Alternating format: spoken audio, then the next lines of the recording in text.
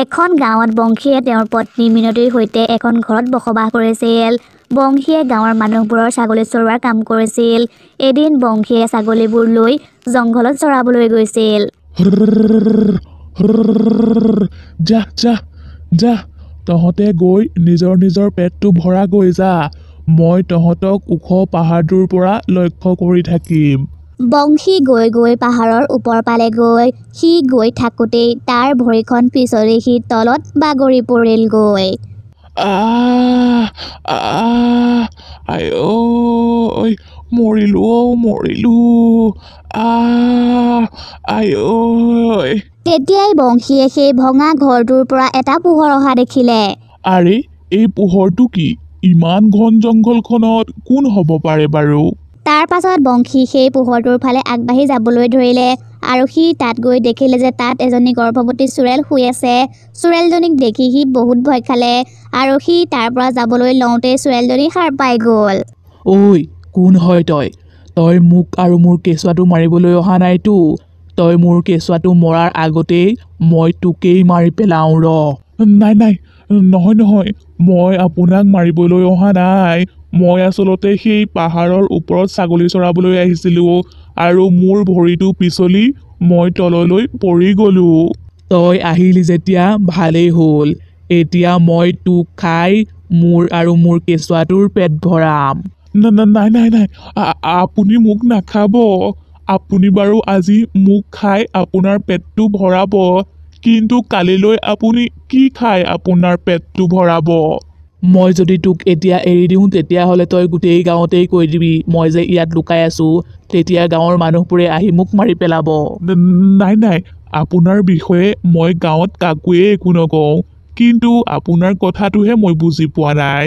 ইফালে আপুনি চোৰেল আৰু তাৰ উপৰিও আপুনি গৰ্ভৱতী। মই আৰু মোৰ কেঁচুৱাটো বহুত ভোকত আছোঁ। এইকেইদিন মই একোৱেই খাবলৈ পোৱা নাই।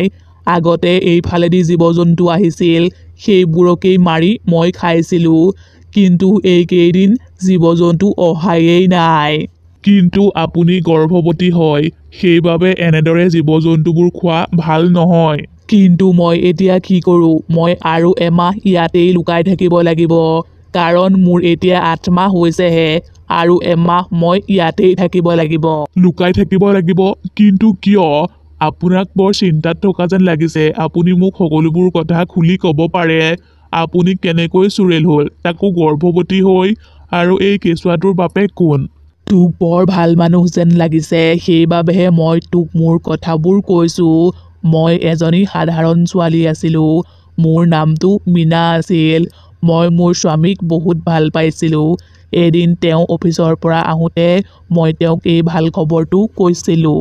অংকুৰ, মই আজি বহুত সুখী। কি হ'ল? কি কথা? তোমাকতো এনেকৈ আগতে মই সুখী হোৱা দেখা নাই। তেতিয়াহ'লে আপুনি ভালদৰে শুনক। আপুনি দেউতা আৰু মই মা হ'বলৈ ওলাইছোঁ। মীনা, তোমাৰ পৰা মোক এটা ল'ৰা লাগে, ছোৱালী নহয়। দিবানে? অংকুৰ, আপুনি এইবোৰ কি কথা কৈছে? ল'ৰা ছোৱালী সমান হয়। নাই নহ'ব, মোক ল'ৰাই লাগিব।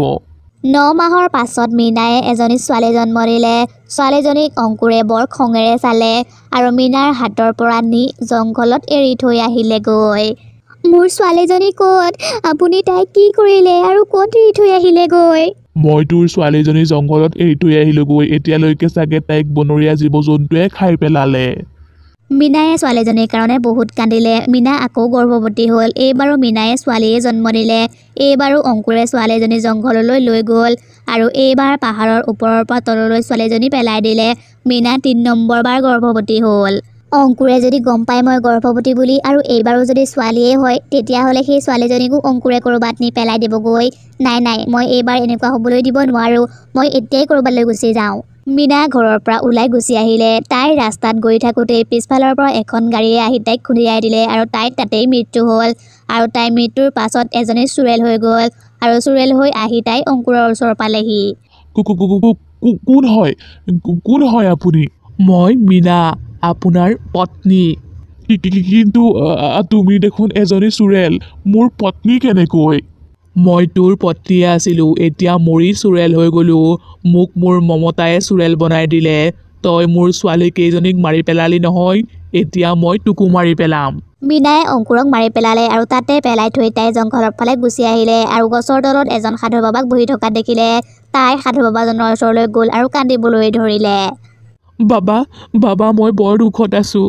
মই সকলোবোৰ কথা জানো। তোমাৰ শৰীৰটো মৰি গ'ল আৰু তুমি এজনী চোৰেল হৈ গ'লা, কিন্তু তোমাৰ সন্তানটো তোমাৰ পেটত একেবাৰে সুৰক্ষিত হৈ আছে।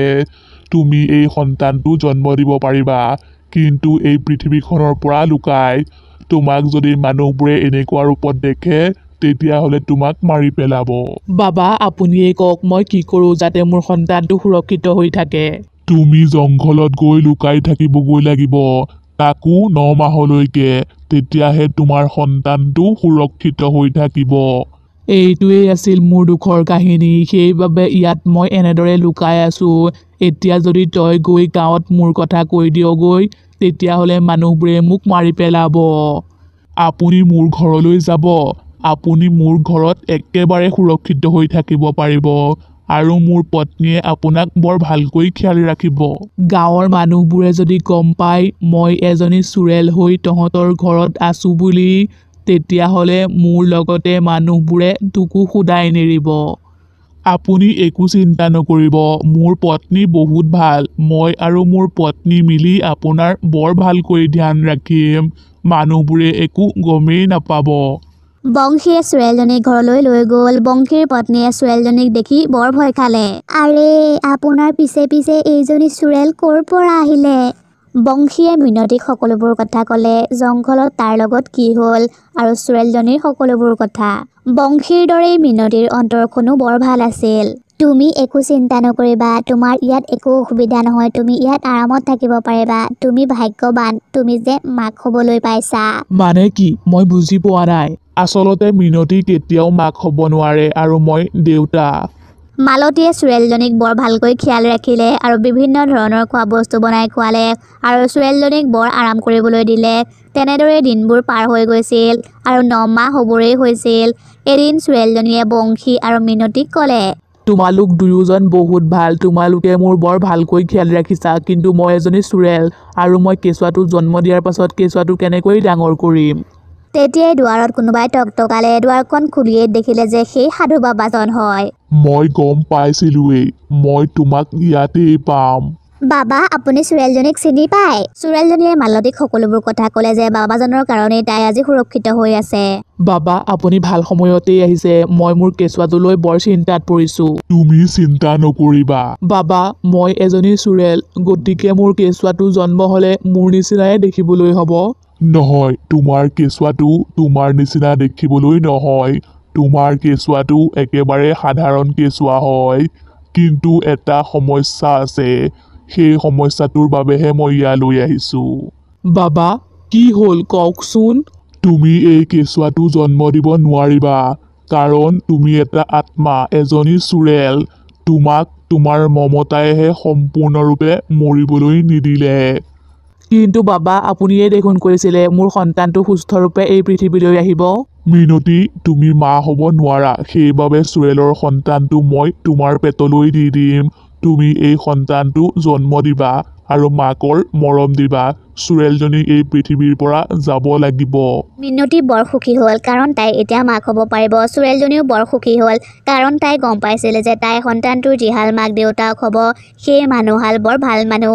সাধু বাবাজনে মন্ত্ৰ মাৰি চোৰেলৰ সন্তানটো মিনতীৰ পেটলৈ দি দিলে। এতিয়া মিনতী গৰ্ভৱতী হ'ল।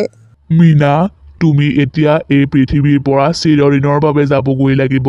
তোমাক মই মুক্তি প্ৰদান কৰিলোঁ। তাৰ পাছত চোৰেলজনী চিৰদিনৰ বাবে তাৰ পৰা গুচি গ'ল। কিছুদিনৰ পাছতেই মিনতীয়ে এজনী মৰম লগা ছোৱালী জন্ম দিলে আৰু